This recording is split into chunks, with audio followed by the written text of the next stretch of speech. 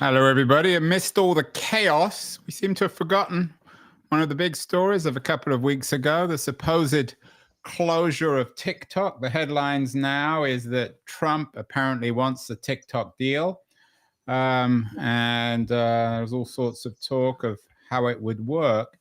The biggest story, though, I think is, and I've talked about this in the past, is the implications of Americans not being allowed to use TikTok. My guest today on the show had an excellent piece in The Atlantic a couple of weeks ago, commenting on this. It's entitled, "America is no longer the home of the free internet, How the United States Learned to Love Internet Censorship."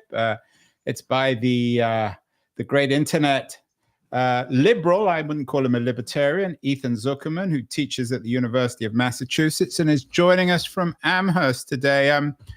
Ethan, what would you describe yourself politically? Would you think of yourself as a digital liberal, libertarian? No, I'm pretty comfortable with progressive. I'm pretty far left, and at a university that proudly features a heterodox economics department, which is at least half Marxist, and very, very happy to take the left position on a lot of these things. When it comes to issues of online speech, I don't position myself as a free speech absolutist, but I am someone who's done lots and lots of work on trying to preserve people's ability to speak online, particularly people who are facing government repression. And that's sort of where my history is working with people in controlled speech environments in China, in Iran, Saudi Arabia, so on and so forth. Co-founder of an organization called Global Voices Online, which has been trying to amplify people's voices from around the world. And all of that sort of led me to this moment of, this is so strange. We used to try to get people to speak on US platforms because that was a good way to protect their ability to reach global audiences. And now suddenly the US government is trying to prevent Americans from accessing this very popular platform. This just seems like a very fundamental contradiction of American First Amendment values. Yeah, there was an interesting piece today in on the Hill about a Texan Republican apparently who expressed his regret for voting to ban TikTok. But one of the things that astonishes me is the muted response broadly to the banning of TikTok, or the intention to ban TikTok, and the Supreme Court decision to suggest that it was legal, banning TikTok in the US. Why is that? Why aren't people more outraged, Ethan? Well, I think the obvious answer to that one, Andrew, is that there's so much to be outraged about right now that I feel almost ashamed to be talking about TikTok at the moment, right? I could be talking about getting rid of USAID. I could be talking about the damage to legal immigration in the United States. There is this moment where it is a little difficult to pay much attention to anything. But I think that Americans of all political stripes have gotten very, very skeptical of social media. I think some of that skepticism is warranted. I think some of that skepticism is exaggerated and based on poor research. And I think in many ways, the further a social media platform is from the people who are criticizing it, the easier it is to be critical of it. So I think a lot of politicians, a lot of pundits got fairly comfortable with things like Twitter, things like Facebook.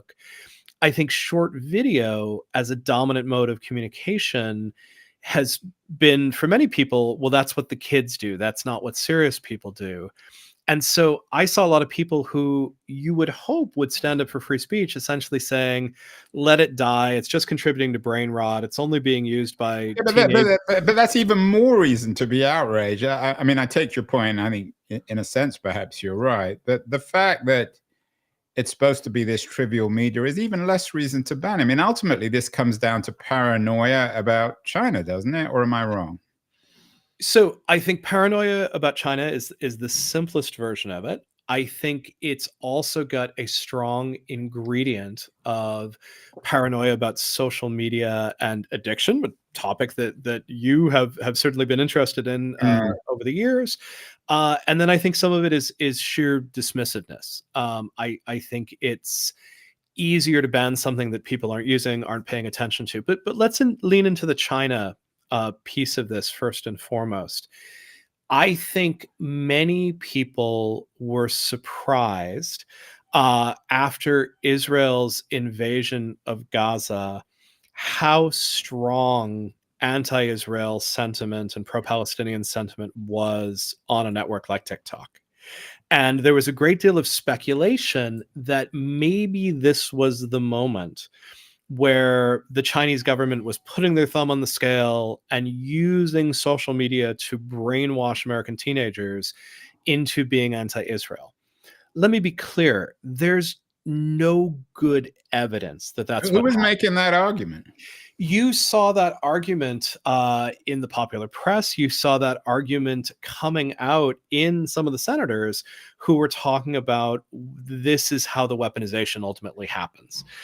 So this was the fear, was that the algorithm controlled by the Chinese government could be used to shape public opinion. And Israel Palestine was the first case where people started saying, it seems like the opinions are deeply unbalanced coming off of this.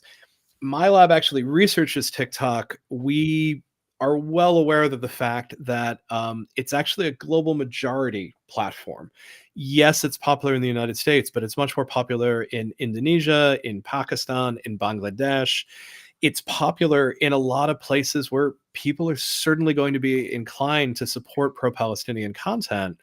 It doesn't necessarily mean that there's a thumb on the scale by the Chinese government. This could simply be the mood of the people using the platform.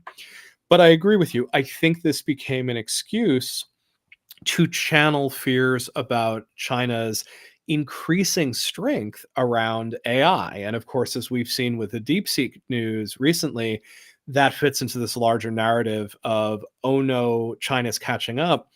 TikTok seems to be one of these places where they've actually outpaced us. TikTok's algorithm seems to work better than Facebook's or Meta's algorithm as far as Instagram Reels goes. Yeah, and you mentioned DeepSeek, and now we have all this paranoia being shifted from DeepSeek, from TikTok to DeepSeek. ABC has a story which which it's reporting. It sounds highly absurd to me that apparently DeepSeek coding has the capability to transfer users' data directly to the Chinese government. It's another of the classic paranoid fears of the Chinese government. The London Independent is reporting that DeepSeek users in US could face $1 million fines, and the Australians are banning DeepSeek. They're already banning use of social media for people under 18. So are we going to see with DeepSeek, Ethan, chapter 2 in this hysteria against China? It certainly seems possible. So let's just note Australia for a moment. Australia's been extremely aggressive. They have a youth ban on social media that I think to many of us it feels a bit overwrought. Feels maybe based more on the headlines than based on the science. Um, but it is interesting to see this now turn into China fears as well.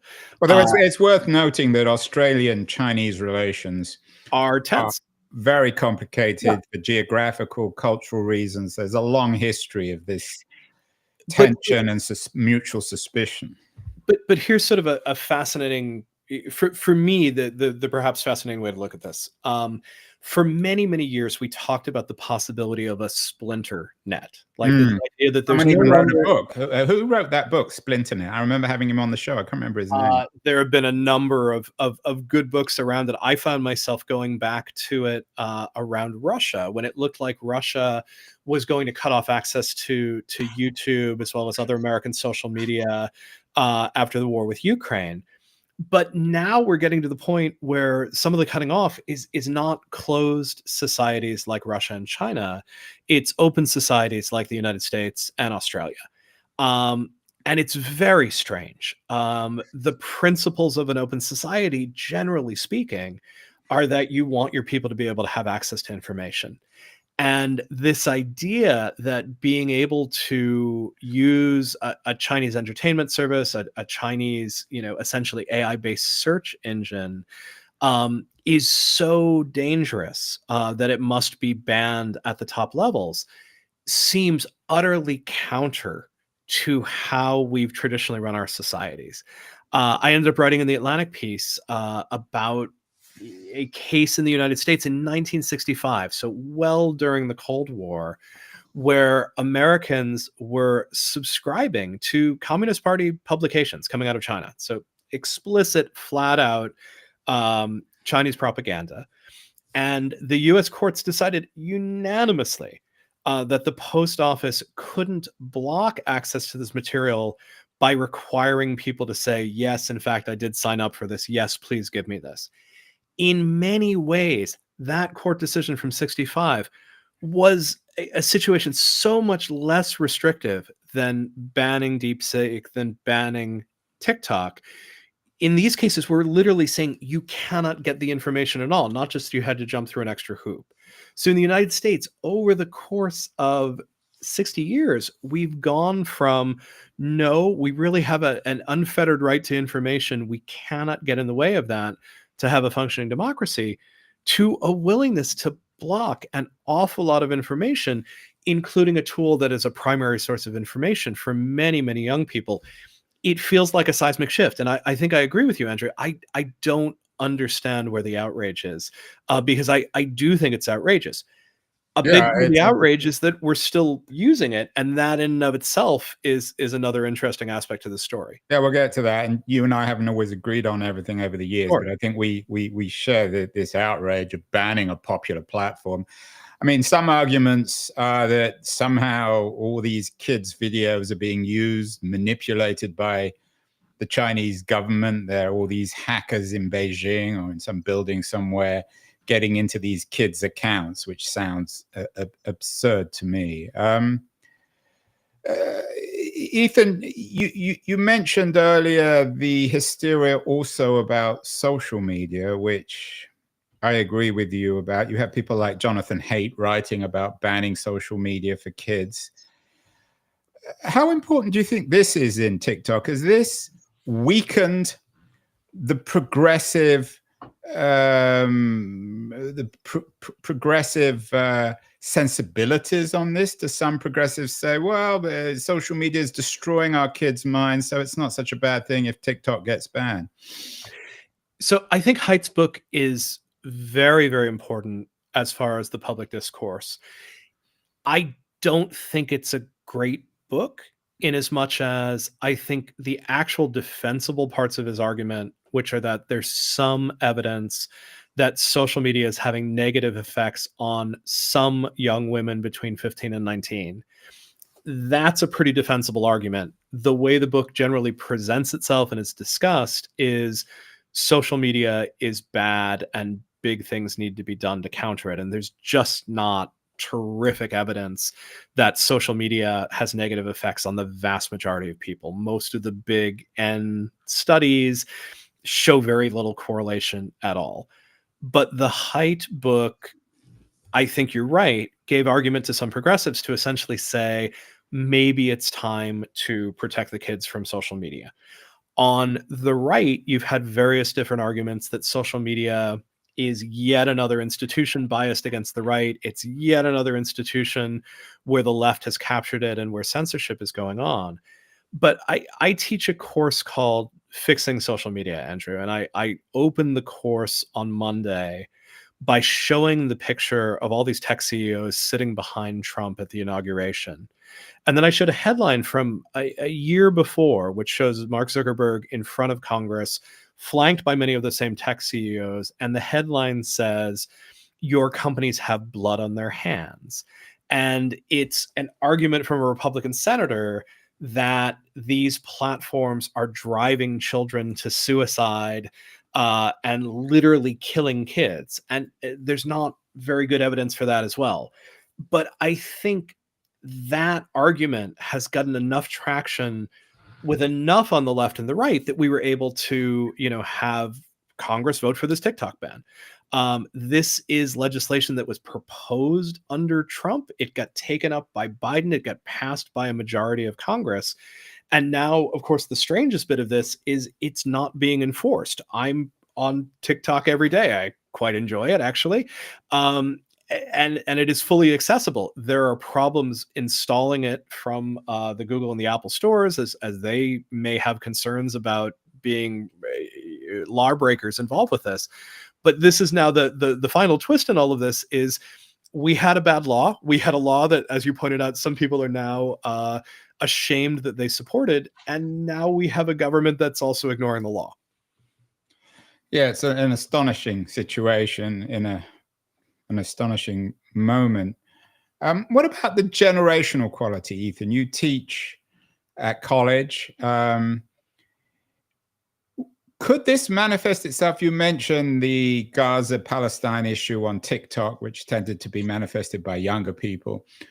Could this trigger a new kind of generational conflict of young people against older supposed progressives like Jonathan Haidt, Richard Reeves, all these types of powerful intellectual voices in Washington, D.C. and top universities who are telling the kids really what they should and shouldn't do? I think the TikTok ban is great evidence for many young people that figures of authority have no idea what they're talking about. I think it's very easy to be cynical about a lot of institutions in the world today. And I think the TikTok ban is a reason to be very cynical. My students have some anxieties about social media. The anxieties tend to be about how they spend their time. The aspect of social media that they tend to resonate the most with is the idea of dark patterns, the idea that these sites are actually quite well designed to capture lots of your time. They're very interested in finding ways to control their own time and control their own attention.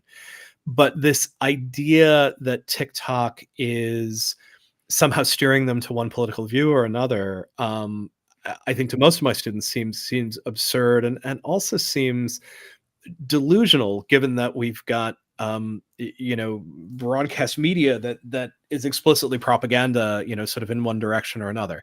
So for a lot of my students, this is just evidence that what's going on in legislatures has very little understanding of what's actually going on the ground.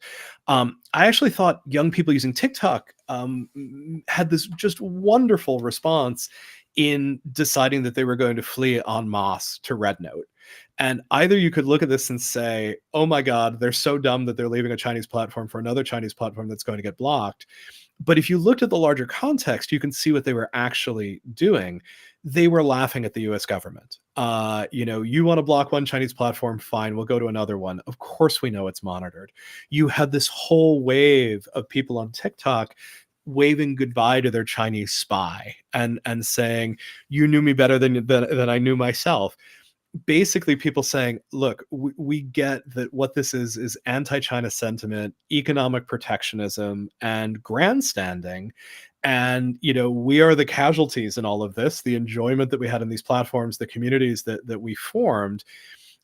Congress doesn't care at all about that, and they don't care about us. And so, what would be better than showing them how little we care than just going to another Chinese controlled platform?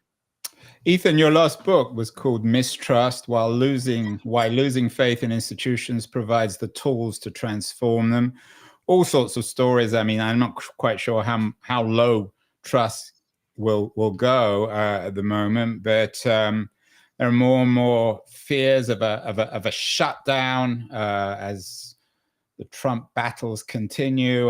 One Washington top Democrat in Congress suggests that the level of trust is at the lowest I've ever seen it here in Congress, which that's the kind of thing you hear every week. What's your take as someone who's written a book about mistrust and our current predicament? but especially when it comes to what we can and can't, what we legally can and can't do on the internet?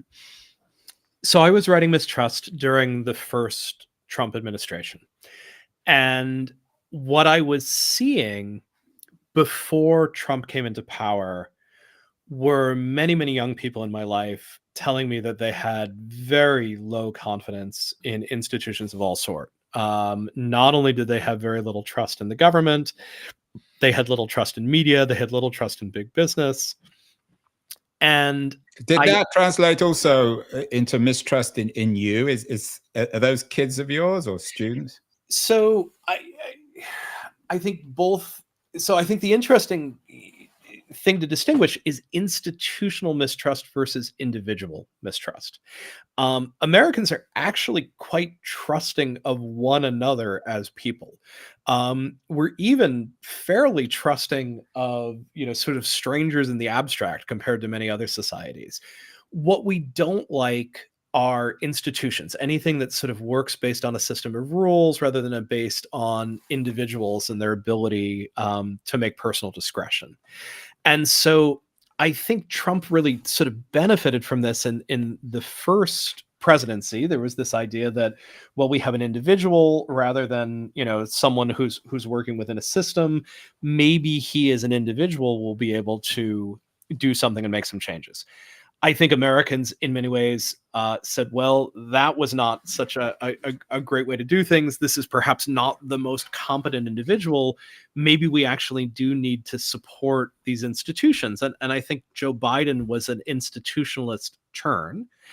I think, unfortunately, running a campaign first for Joe Biden, who looked manifestly unfit to lead, and then having a Kamala Harris campaign that essentially says, no, everything's fine, we'll just keep going in this way, ignored the underlying mistrust. I think an enormous number of people still feel like many institutions in the United States are not working well. And I think this explains how we got Trump and now this sort of super empowered Trump armed with Elon. I think the young people that I'm seeing are trying to figure out how this is going to affect them day to day. They're worried for friends who are coming from other countries. They worry for queer friends. They worry about what's happening at their academic institutions.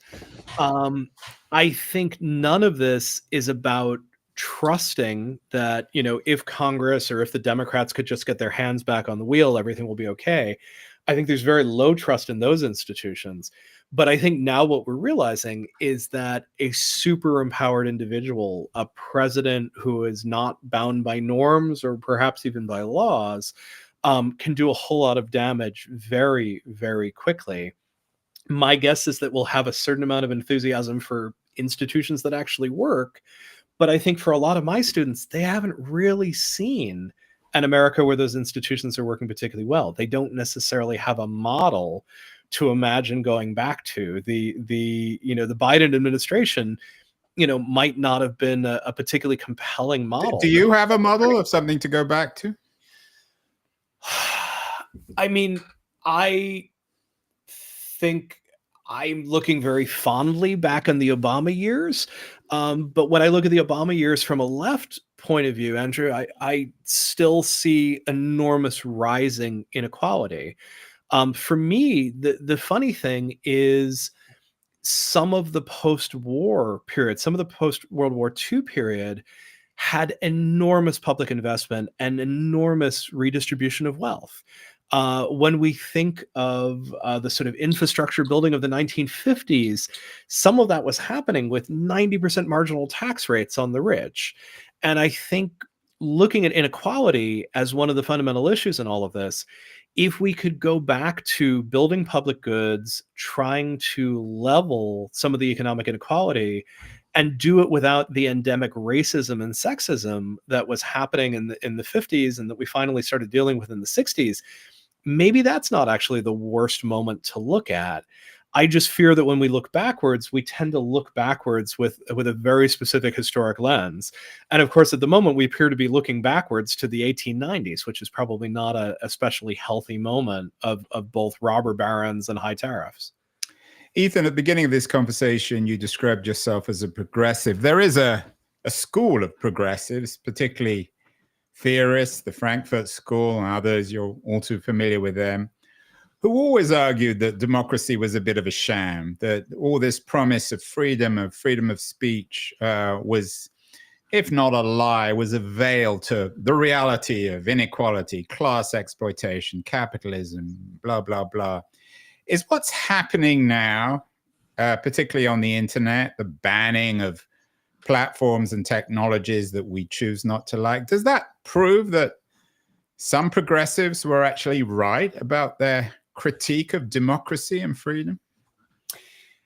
So I think there's a lot of different strains in the progressive movement that we could pick up. And when I look at the progressive movement, I'm much more interested in strains that essentially invented investigative journalism as a way of trying to look at corporate power in the early 20th century and ensured a secret ballot and ballot measures so that you had more democratic control rather than the power of super empowered political parties.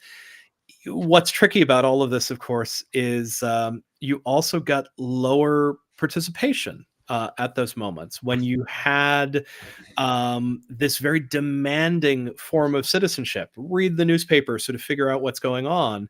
You actually saw democratic participation rates go down.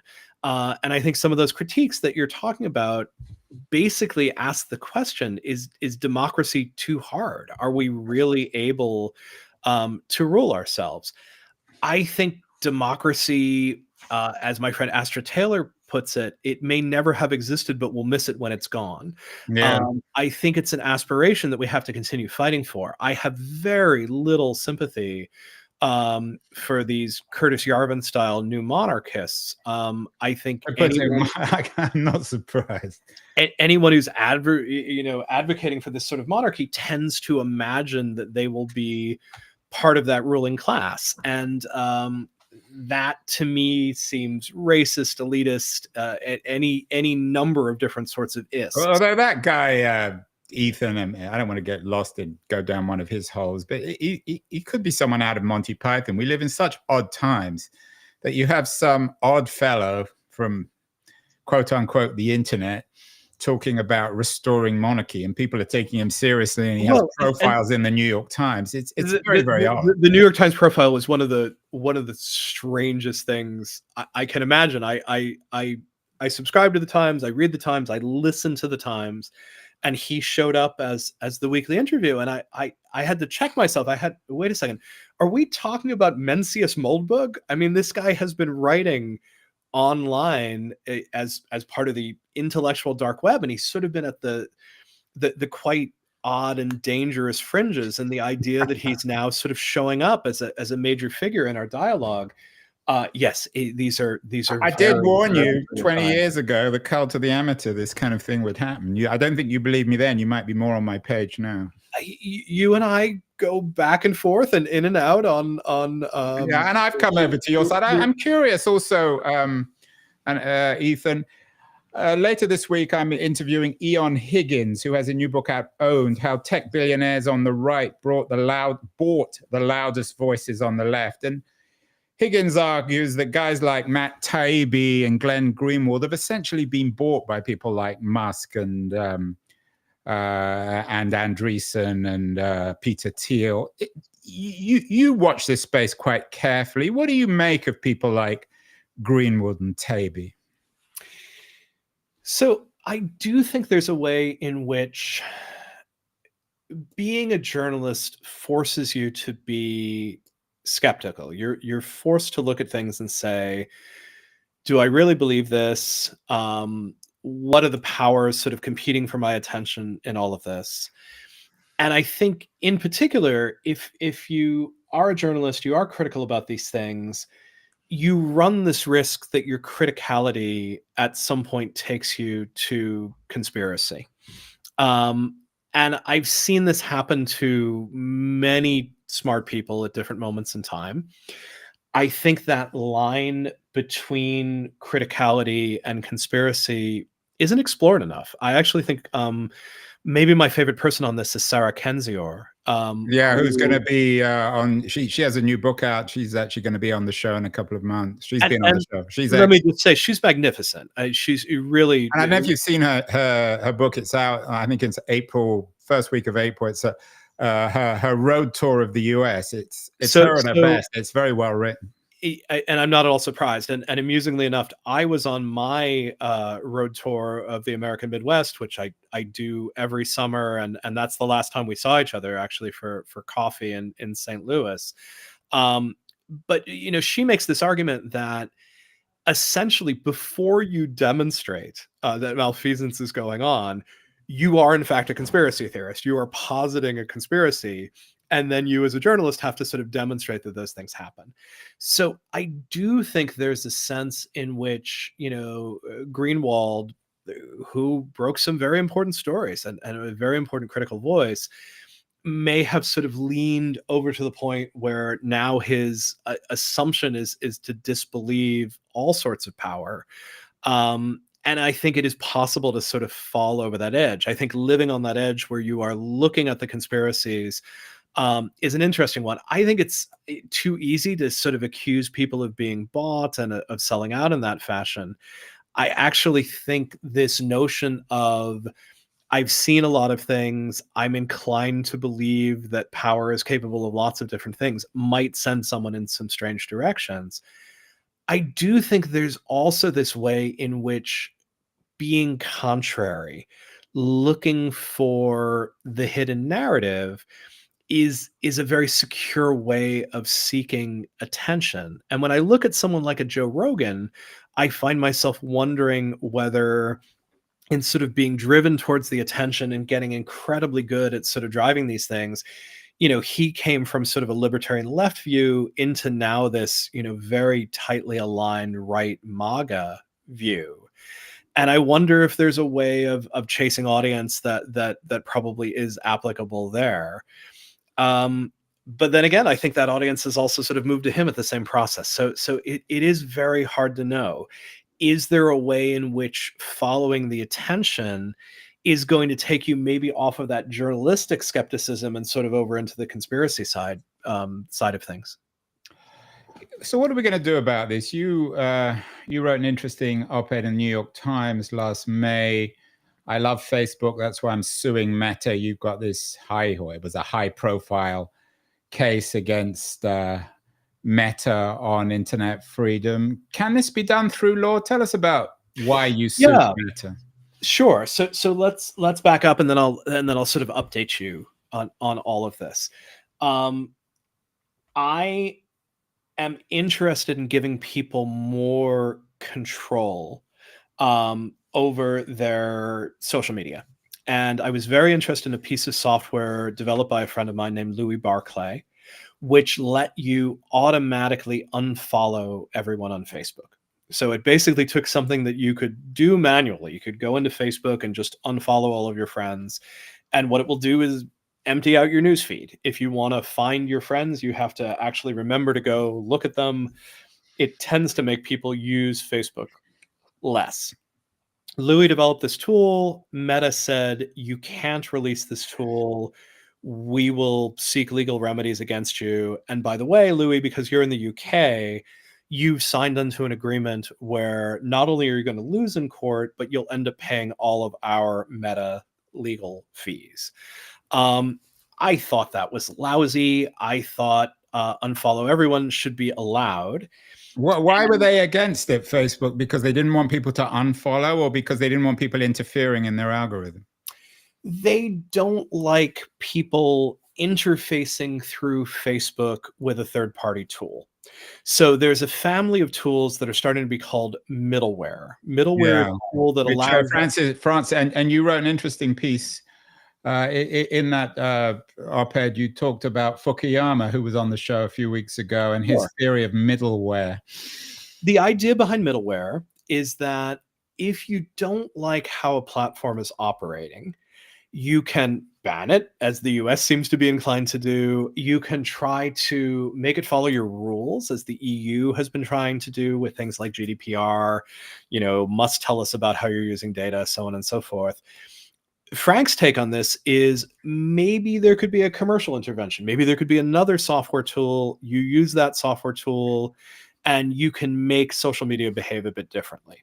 And unfollow is a great example of this. If you used unfollow, you could make Facebook behave differently. Facebook does not like being told what to do. And so, hence the legal threats. They don't want people writing software that interfaces with Facebook.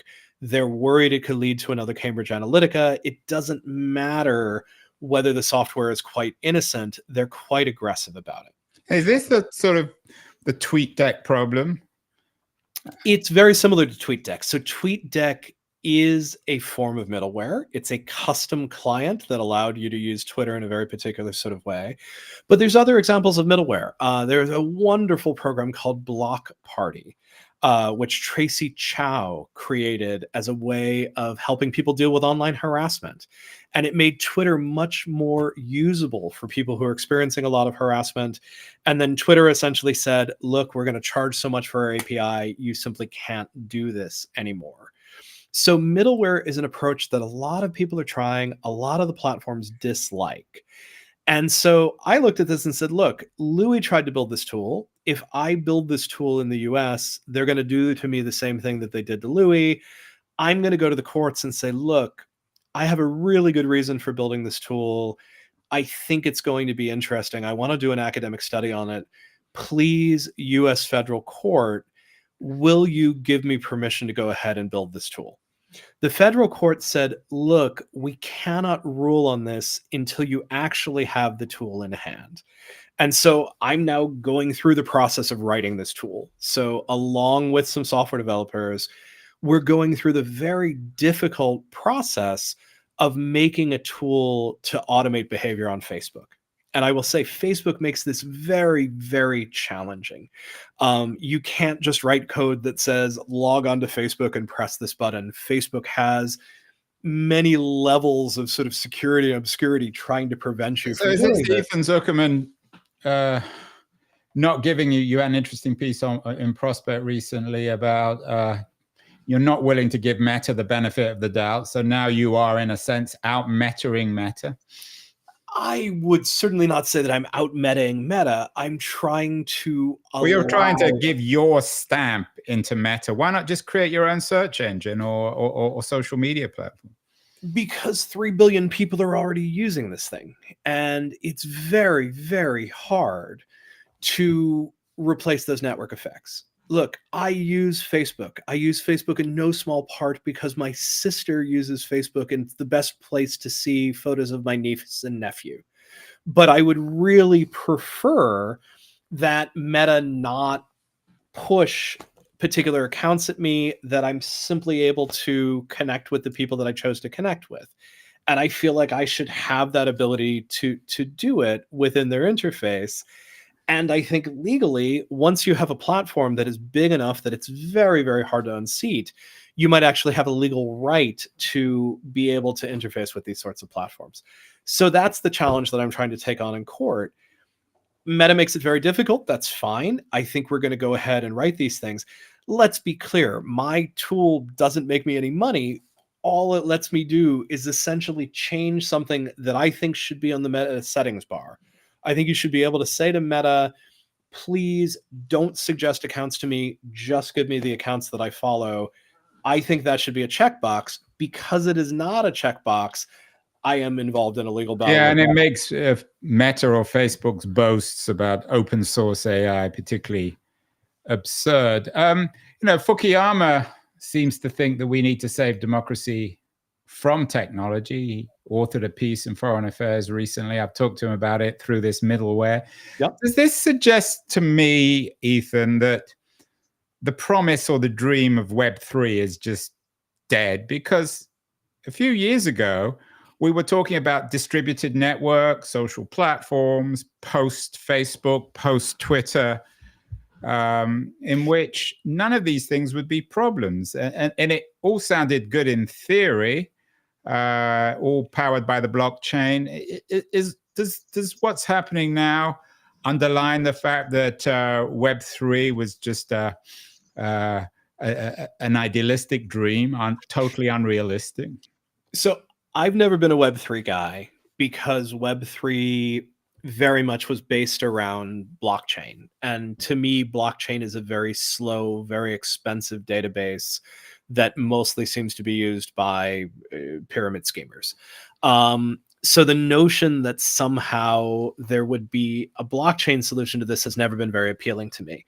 I will say there's an interesting note on all of this, which is that one of the projects out there that has embraced blockchain as sort of a post Facebook way of looking at things is Project Liberty, and that's Frank McCourt, who is a US Yeah, who's been on the billionaire. show, but do you trust him? No, not in the least. And I Nor do think I. his his attempts in all of this are um, I think with very good intentions, but I think he's drunk all of the blockchain Kool-Aid. He's one of the figures now being talked about for buying TikTok. His hope to buy TikTok for 20 billion, which does seem a little underpriced, is that he would throw out the algorithm. He just wants to buy 170 million users and try to get them over to a system. Right now, the only system that's sort of using the Project Liberty blockchain is MeWe, which is a social network that, unless you're really down in the weeds, you probably haven't heard about because it really has not mostly caught on. What I will say is that decentralization, which was part of the blockchain idea, is seeming to get some enthusiasm. So Mastodon continues to grow slowly but steadily. Blue Sky seems to be a place where a lot of people fleeing Meta products after Zuckerberg's right-wing turn seem to be coming onto Blue Sky. And of course, X. And of course, X, obviously. Yeah, X, yes. Blue Sky has an architecture that supports decentralization. There's now a movement to try to raise money to create another Blue Sky server that isn't controlled by Blue Sky. That's probably in the long run a good idea. Blue Sky is doing some of the things similar to what I've been trying to do in some of my projects, which is giving people control over the algorithms that they use to browse social media. Blue Sky has this notion of custom feeds where you can start having more control over what you're starting to see. So I do think as Musk and now Zuckerberg do their right-wing turns, there are some people essentially saying, look, I'm not comfortable with the politics of these highly centralized networks. Maybe I can move to something that feels a bit better. It is actually really a tribute to just how powerful these networks are, Andrew. I think you have a lot of people saying, I don't want to support Zuckerberg supporting Trump and Musk, but I also don't want to lose my friends. And it is really interesting to think about just how much gravity these networks have. I still have accounts on Facebook and on X. I'm not willing to give up reading those people, even if most of my writing these days is on Mastodon and on Blue Sky. Finally, Ethan, what are we supposed to do in a meta sense with a small m, not the big M? You had an interesting piece in Prospect recently on the Amish approach to AI. Are you turning away from technology? You're becoming. You look a bit like an Amish. I'm not sure you are one. I will say we have lovely Mennonite neighbors out here in Western Massachusetts, and I have enormous respect for how they run their lives and their society. But no, I am unlikely anytime soon to make a particular turn away from technology. No, that piece looked at this notion that Amish communities are very selective about what technologies they pick up. And it was trying to make this argument that trying to cram large language models into everything seemed like a very poor idea, and that maybe we could be a lot more selective in AI. And actually, one of the things I wrote about in that piece was an AI that I've actually enjoyed using, which is Google's Notebook LM. Yeah, an excellent thing. It's a wonderful thing. You actually hand it a set of articles and you say, look, I'd like some answers, but I'd like them restricted just to these articles. And I talked about a little experiment I'd done. I fed a few research articles I'd done to it. I asked it questions about my own research. And then I asked the question, are frogs amphibians? And the model came back and said, I can't tell you that based on these papers. These are papers about social networks. They don't talk about biology, and so I don't have the answer. And that I don't have the answer was actually the most positive thing I've seen from an AI recently. The trick with ChatGPT, the trick with DeepSeek is that it will feed you very convincing bullshit, even if it does not know the answer. What it will not tell you is, I don't know. But I don't know is a really important thing for people to say. Andrew, if your next question is going to be about politics in South Sudan, I'm going to tell you I don't know because I'm just not up on that subject at the moment. And this is one of the things that we should worry about the most with AI. AI doesn't want to tell you, I don't know. And actually, I don't know is often the most important thing to be able to say. Well, that's a good way of ending. Ethan Zuckerman, I don't know. I mean, what was the Rumsfeld thing? It's I don't know what I don't know. The known unknowns and the unknown unknowns. Well, Yeah. one of the wise men of the digital revolution. You still have some faith, Ethan, right? You still believe you're not trashing your smartphone. You're not getting off the platforms. You still have an inkling of belief that all this technology can make the world a better place. I still teach a course called Fixing Social Media. And I wouldn't teach that course if I didn't feel like there was something worth fixing and that it was fixable. But I do have to say, weeks like this one, months like this one, some days it's harder than others, but it is always a pleasure to talk with a critical shark mind like yours, Andrew. So it's always enjoyable. Well, vice versa. Ethan Zuckerman, author, America is no longer the home of the free internet. Very worrying piece in The Atlantic. We'll get you back on the show in the not too distant future, Ethan, one of the most trustworthy voices on digital in our age of mistrust. Thank you so much.